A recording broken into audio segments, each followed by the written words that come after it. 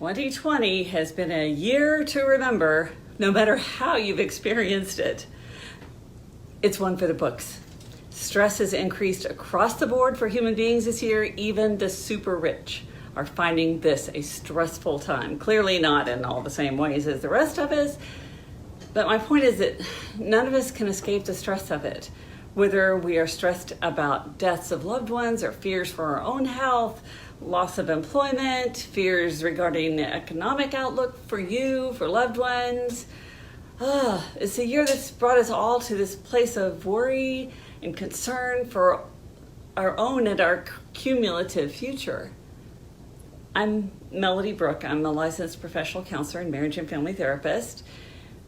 I'm also an author, speaker, and actor, and only the counseling part of my life continues to thrive, as well as the other areas which are completely shut down. But I am a lucky person in so many ways, at least. I do have a secure income. My clients deal with so much overwhelming stuff day to day with their changes. More and more are reaching out to me to help deal with the current reality. Early on, I did Facebook Lives about helping you keep yourself okay for the few weeks of the lockdown. Of course, at that time, we did not know what was going to occur. We had no idea. And here we are, weeks later, and many of us have continued to be locked down for what's going on, 5 months now? It's a super unnatural way to live. We are social animals. We need connection and we need socialization. Video connections help, but it's not the same. Plus, we used to have outlets to go to listen to live music, go to the lake, a beach, yoga, a gym, sports, movies, out to dinner, all of those things that we used to do that broke up the monotony of our daily lives. And now we have streaming, going for walks or bicycle rides, none of which is really a social activity. Many of us live alone or with only one other person. This is a particular kind of stress we're not collectively prepared to handle. What we see, of course, is people just giving up and going out anyway, treating the world as if it were our old normal level of physical safety. And people who just decide to roll the dice because they can't continue to live in this unnatural state. I can't say that I blame them. I saw a video of a grieving father who lost his son to COVID-19, not by the illness himself, but from a depression which escalated by this social isolation. Statistics are showing an overall increase in depression, anxiety, domestic violence. These are challenging times indeed. The not knowing, the insecurity of what's going to happen, it's the biggest factor in creating this increased stress and anxiety for those of us who don't maybe even usually struggle with those issues. So what can we do? How can we manage the effects of something that's outside of our ability to manage? How do we keep our emotional and mental health in the midst of such uncertainty and even loss? There are 10 important things that I suggest from my clients and require of myself in order to keep my own mental health during this time. I'm the same as you. I'm dealing with the unknowns and the changes in my personal and professional life, isolation and increased workload. Those are life things that affect me too. So I'm going to take some time and give you some steps to provide you with a checklist for yourself to help you get through this extended period of time when our risks from mental and physical health are elevated. So, number one, and I will put these in the notes, by the way. I'll put them in the comments afterwards so that you can maybe make a copy of it and keep it for yourself. Number one is remembering, though extended, this really is temporary. It's a temporary condition. The shutdowns we are living with will eventually end at some point. We don't know when, which makes it difficult to wrap our minds around, but it is temporary. The isolation and the insecurity will settle at some point. surrounding the new viral threat, and we'll have more understanding of the illness and solutions for the problems triggered by the pandemic. It will end. That's what we have to continue to remind ourselves of as we go through our day. I want you to say to yourself when you start to feel overwhelmed, this is temporary. It will end eventually.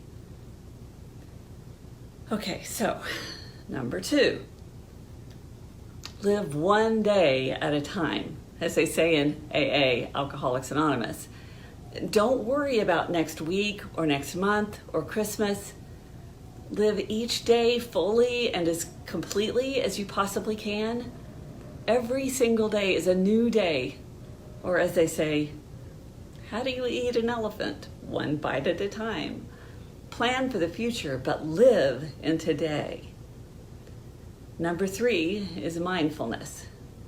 Take at least 5 minutes every single day just to breathe, connect with your breath and your senses so that you can fully experience your body and what it is to be fully alive. Feel your skin, the sounds around you, smell the smells, feel your heartbeat, feel your breath. Slow your mind and just be with your physical sensations. Do it throughout your day. Maybe every time you go to the bathroom. Settle your nervous system and just be for a moment. Okay. Number 4, this is probably my favorite. Play. Find some healthy way to play. Put on some music and dance. Sing, draw, play a board game, card game, video game, whatever it is that makes you happy. Play by yourself or with someone else if you can, even if it's virtually. Number 5 is laugh. Laugh. Watch or listen to something that makes you laugh. Talk to someone who always tickles your funny bone.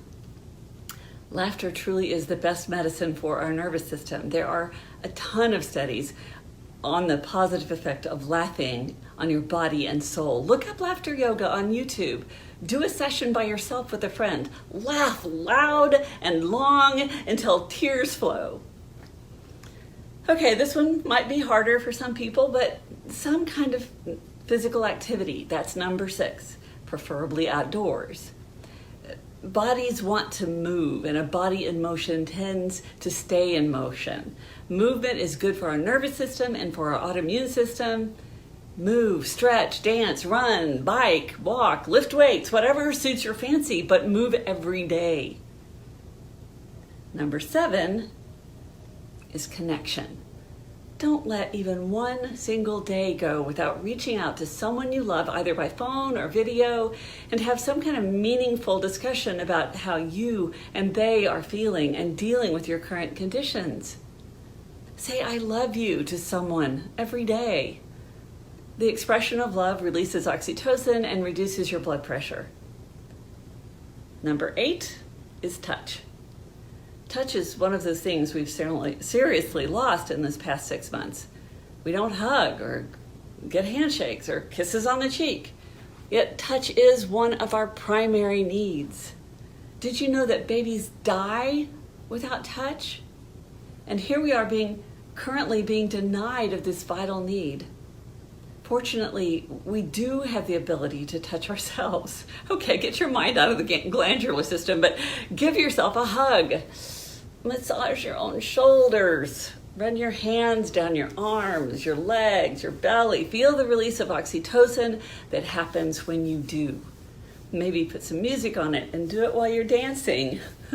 I realize how goofy and embarrassing it might be, so make sure you have total privacy so that you can allow yourself to fully experience the joy of touch, even when you have no access or limited access to touch from others. Number 9. Practice some sort of creative endeavor. Learn to cook, to sing, to play an instrument, ride on a horse, draw, paint, carve wood, build something, do pottery, or dance. Creative outlets open up new pathways in our brain in much the same way that play creates pathways. It also develops skills that build self-esteem and give you a sense of accomplishment. Number 10 is watch your intake. Don't overindulge in alcohol or food. Do drink lots of water. Eat plenty of fresh vegetables. Research which vitamins you might need more of. If you're indoors, you'll need more supplements too. You might even want to get an ozonator for your water to give your body all that you can. Treat yourself with the loving care you would want from someone else. In short, be responsible for yourself. Love yourself by caring for yourself. Now, I know these ideas, they came out in a numbered list, but they're not numbered by any kind of priority. They are all equally important. And if you can't tackle them all, that's okay. Keep the list handy and do what you can manage. These are all things you can make an active choice to gift yourself with today. You deserve to be loved and cared for, and doing these things will help even the most doubtful. If you start feeling like you don't deserve to be loved and aren't important, these exercises will help you to feel important. Self-care is actually the basis for one's self-esteem and our sense of being loved and lovable. It's what fuels our self-care. If you weren't treated with love and care as a child, it's likely that it's challenging for you to do those things for yourself now. As I've said before, we tend to treat ourselves the way we were treated. The way we shift that is to start treating ourselves as we wish we had been treated. Even if you don't think that you deserve it, do it anyway. Start small, build your way up to all 10 things. Because I happen to know, whether you know it or not, you really are worth it. Again, I'm Melody Brooke, and I am happy to give you these tips. I hope you find some of them useful. I know that for me, some of them are challenging. It's challenging to add them in and keep them going every day. Sometimes I just do, some of them, and maybe I'll get to all 10 of them throughout a week. It doesn't mean I do them every single day. But doing these things is the best possible thing you can do for yourself right now. Because if you want to keep that stress, which triggers anger and frustration and depression and anxiety and all that stuff that mentally drives us nuts, this is how you prevent that. This is how you get to be a better friend, a better parent, a better child, for if you have parents, a better friend to the people in your life that you love. When you are loving yourself, you're becoming a more loving person overall, because that's what makes us feel loving toward others, is having that love connected inside of ourselves. And a lot of us didn't get it growing up, and so it's really hard for us to do it for ourselves. But again, trust me, you are worth it. The world needs more of you. So let's encourage more of you to come out by giving yourself more of these things which can enliven